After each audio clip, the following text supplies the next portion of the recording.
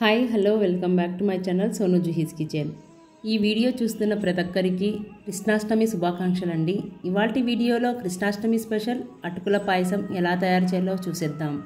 ముందుగా stove on చేసి అరకప్పు బెల్లం తీసుకొని ఇందులోనే పావు కప్పు నీళ్లను పోసి బెల్లం కరిగేంత వరకు కలుపుతూ కరిగించుకోవాలి. బెల్లం ఇలా పూర్తిగా కరిగాక పాకం పట్టాల్సిన అవసరం లేదు. 1-2 నిమిషాలు ఇలా మరిగించి ఇప్పుడు స్టవ్ ఆఫ్ చేసి ఈ బెల్లం పాకాన్ని పక్కకు దించుకోండి. ఇప్పుడు మరో గిన్నెలోకి 1/2 లీటర్ పాలను తీసుకొని కాచుకోవాలి. నేను ఇక్కడ క్రీమ్ మిల్క్ను వాడుతున్నానండి, మీరు కావాలంటే నార్మల్ మిల్క్నైనా వాడుకోవచ్చు.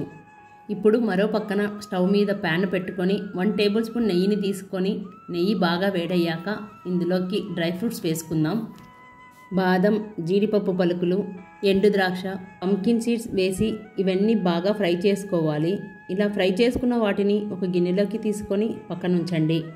చాలా తక్కువ టైంలో ఈజీగా అండ్ హెల్దీగా చేసుకోవచ్చు. మీరు తప్పకుండా ట్రై చేయండి. ఇప్పుడు ఇదే నెయ్యిలోకి పావు టీ స్పూన్ గసగసాలు, 1 కప్పు అటుకులను తీసుకోవాలి. మనం ఏ కప్పుతో అయితే బెల్లం వాడుతున్నామో అదే కప్పుతో లావుగా ఉండే అటుకులను తీసుకోవాలి. ఇలా కలుపుతూ అటుకులు 2-3 నిమిషాలు ఫ్రై చేసామంటే అటుకులు క్రిస్పీగా వస్తాయి. ఇప్పుడు ఇందులోకి మనం ముందుగా కాచి పెట్టుకున్న పాలను ఇందులో వేసుకోవాలి.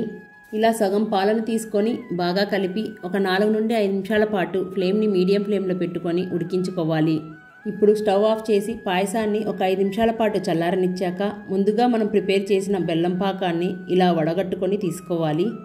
ఫ్రై చేసి పెట్టుకున్న డ్రై ఫ్రూట్స్ని వేసి పాయసం మొత్తాన్ని ఒకసారి కలుపుకోవాలి. ఇలా మీరు బెల్లంకి బదులుగా చక్కెర వాడాలనుకుంటే అటుకులు బాగా ఉడికాక అరకప్పు చక్కెరని తీసుకొని మరో 2-3 నిమిషాల పాటు ఉడికించారంటే పాయసం రెడీ అయిపోతుంది. ముందుగా మనం సగం పాలను మాత్రమే వేసాం కాబట్టి మిగతా సగం పాలను ఈ టైంలో వేసుకొని మంచి ఫ్లేవర్ కోసం పావు టీ స్పూన్ యాలకల పొడిని వేసి బాగా కలుపుకోవాలి. సో ఫ్రెండ్స్, అంతే, సింపుల్ వేలో మంచి టేస్టీగా అటుకుల పాయసం ఎలా తయారు చేయాలో చూశారుగా. ఈ రెసిపీ మీకు నచ్చితే డెఫినెట్గా మీ ఇంట్లో ట్రై చేసి చూడండి. Please like, share, subscribe to my channel Sonu Juhi's kitchen. మరోసారి మీ అందరికీ కృష్ణాష్టమి శుభాకాంక్షలు.